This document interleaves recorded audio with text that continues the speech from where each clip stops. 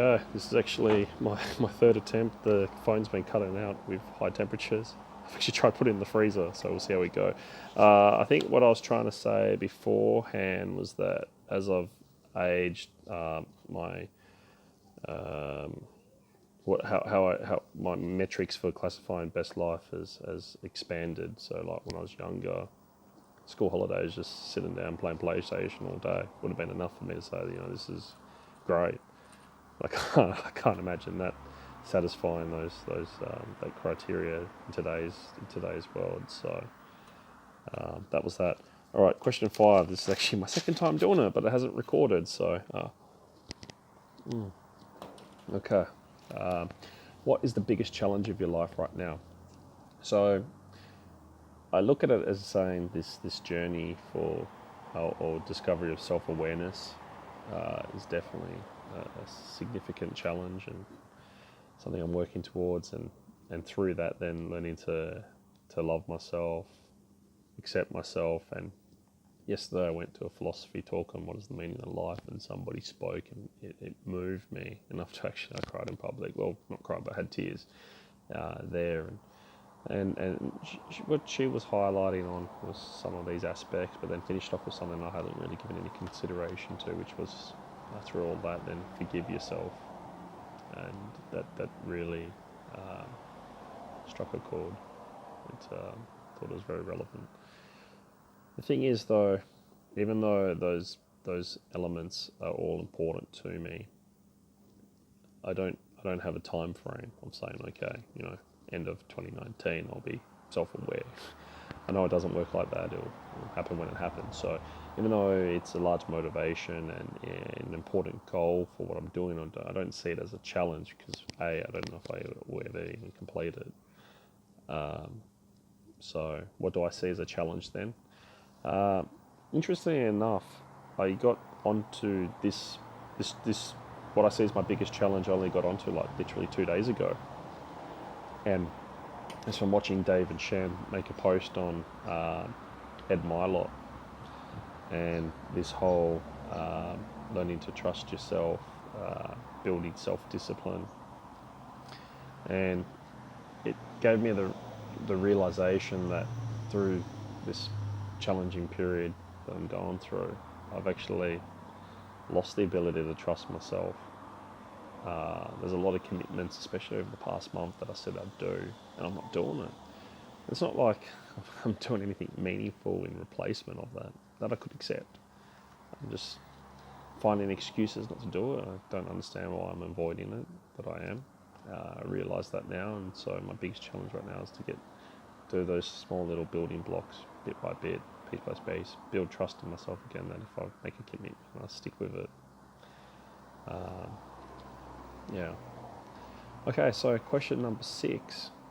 What would your ideal life look like in 10 years? So this one, I kind of got sick of writing through these questions. I spent like, I don't know, maybe an hour and a half. Somehow, I guess it takes a long time just to write. It's quick, yeah. But anyways, so I just made some dot points because I was over it. So I've put here where I'd like to be in 10 years' time. I'd like to find a meaning or purpose. Maybe that's in my mind because of the talk I went to yesterday, but I think that's something that will hold true even when that memory of the talk dies down. I guess in the more physical world, I want to be debt-free. I don't need to be loaded, millionaire, billionaire type thing, but or even to a point where you're carefree with money. But I think just the ability to have less restrictions to your decision making. So, being then again, what's debt free? Does that mean having 20 cars, 20 properties, and they're all owned? It's just, yeah. I more meant having just a normal life, 1 or 2 houses, a couple of cars. Those, I'm only saying those because they're usually the large investments in people's lives. Okay, and then I've put here more meaningful relationships.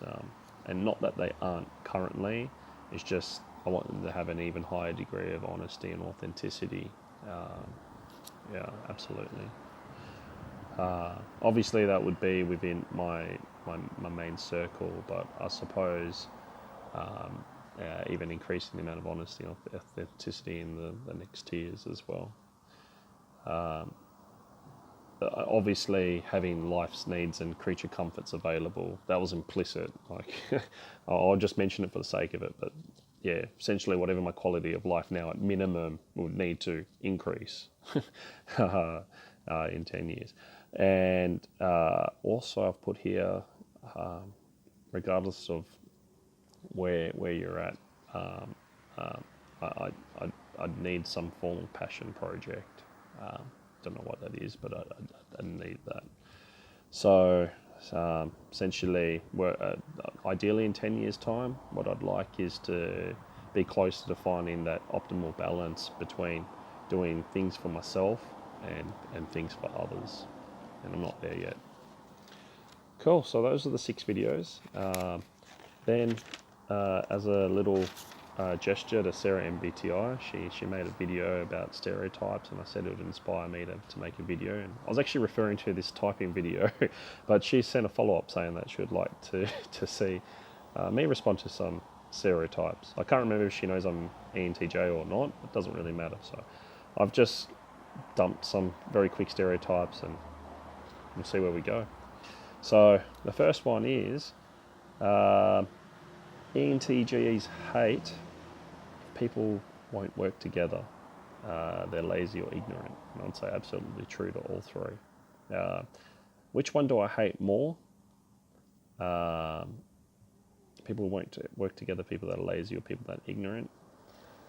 I'd probably say ignorant. I think you can do things or put things in place to help manage people working, fostering a collaborative environment, or even with laziness. Usually you're just not pulling the right motivational trigger, but ignorance, that's that is frustrating. Okay, in the grip, Inferior Fi. So ENTJs in the group will be overly sensitive to criticism, likely to have emotional outbursts, and feel deeply underappreciated, disorganised, and unable to meet deadlines or finish tasks. And yeah, I would say yes to all. Absolutely. Absolutely. Okay. Here are some stereotypes. ENTJs are bossy, career-driven workaholic. They want to lead all the time, unable to be a follower, cold, rude and blunt, emotionless, always want to be right. All right, I'll there's too many there. I'll respond to them one at a time. So, career-driven workaholic. Look, I disagree. That's an ENTJ stereotype. I think that can be anyone. And that's a matter of perspective. If someone's passionate about something and it happens to be something related to work instead of sports or family, now they're a workaholic. It could just be a passionate person. So, no, I disagree with that. Bossy and want to lead all the time. The bossy thing probably is true. It's just it's not intentionally bossy. It's just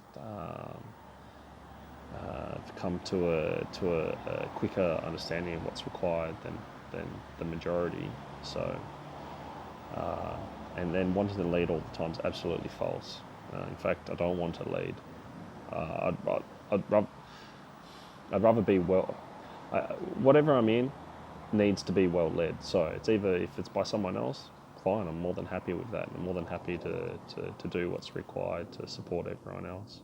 It's just more that typically the leadership in place is not doing the job they should be. So that's where this perspective of want to lead all the time is. Unable to be a follower. I've already broached on that. Not true. In fact, I'd rather be a follower. Life is much simpler when you're a follower. Cold, rude, and blunt. Look, I can see other people definitely interpret actions of myself as all 3 of those, but that's not my intent. It can be, but most of the time isn't. I would say that my unintentional intent with those 3 would be blunt, definitely to the point, and I find it hard to, if somebody's spending like 1 or 2 minutes to talk about something that I've already figured out in the first 5 seconds, it's very hard for me to engage and listen and pay attention. So So yeah, I'll be blunt. As for cold and rude, usually it's probably by intention. If I dislike someone, I want to make it obvious to them, to their face. I'll be cold and rude. Otherwise, if I am, it's actually not intentional. It's me being ignorant of social norms, and I apologise. Emotionless is not true. Not true. It's just we're so unaware of them that they're guiding us and we don't realise.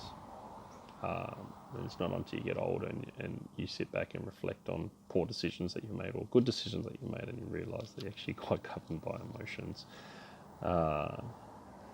Yeah, I think where that stems from is the ability to separate social interaction and getting shit done. So, like literally, you could be joking around with somebody. Let's just say it's work, because that's the easiest example for this. You're joking around with someone at work, and then something serious needs to be done. And for someone like myself, you can just flick a switch straight away and just get straight to business. And for a lot of people, they don't seem to be able to process that jump. So they find you hot and cold. At least this is my interpretation of how they're perceiving things to go, based on my experiences. Always want to be right. I'd say that's true. But we don't need to be right. We just want to be right. There's a big distinguishment there. And I think when people write in the stereotype that always want to be right, they're actually referring to people that need to be right. I don't need to have the last word. I don't need to be proven right either. I always go with what's the best decision that will meet what we're trying to do. So overstimulate their senses. Yeah, look, that's probably fair. Look, I can't speak for every other ENTJ, but I find I've got addictive impulses or compulsions, so that's fair. Don't value relationships. True and false. Ooh. So we definitely value relationships to people that we have decided to put in the inner circle, and then anything outside that, no. I've cut off a lot of people, and never caused me to lose sleep. And there's a lot of people I couldn't give two shits about. But I'm learning to see that there's better ways of operating, and that's probably more to do with insecurity than anything. ENTJs are alpha personalities who will squash or betray whoever it takes in order to get to the top. I don't agree with that at all. Squash, maybe, because that's the implication of squash is a face-to-face confrontation, or not hiding behind, backstabbing, cloak daggers, all that type of shit. Betray, though, I don't think.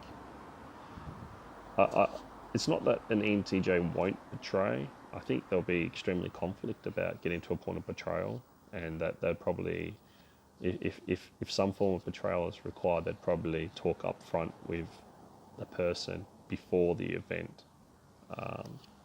At least that's been my experience when I felt I've needed to. And betray can be used in so many different ways, but I'm even talking about someone that's put their trust on you and you're deciding to walk away. From their perspective, that could be a betrayal. Control freak, hell-bent on world domination. Yeah, okay. And then these are a couple other points that are, oh, come on. You believe that time is money and it shouldn't be wasted. I definitely believe time's important, it shouldn't be wasted, but is it a tradable commodity? I don't think they meant it literally, it's just to prove a point, but yeah, I can see where they're going with that. Time shouldn't be wasted, you need to get things done. You believe in controlling your emotions, yes. As I'm getting older, I'm getting a different interpretation of that. In the past, it meant not showing weakness, or acknowledging that what people are doing is impacting you. I'm seeing it a bit differently now. Controlling emotions, more of actually being aware of how you feel in that moment, and redirecting that to not drive things subconsciously. Like for example, if I dislike somebody, why do I have to be intentionally cold, rude, blunt to them? redirect that emotion, be aware that it exists, and choose a different action. You foresee implications easily. I feel I do. Uh, I feel I do. Um, but based, yeah, yeah. I don't know. It's a tough one. For every example I can say where I've got an implication quickly, I've got a counter example where I've got it dead wrong. So probably I can't. I feel like I can. A little risk is always good. Yeah, yeah, absolutely. You like variety? Absolutely. Absolutely. You hate doing things the way they've always been done. Um, yes, I do, but if I don't know, I keep defaulting this. I guess it's because in my profession, there's things I could be doing that if I don't do it a certain way, I can go to jail.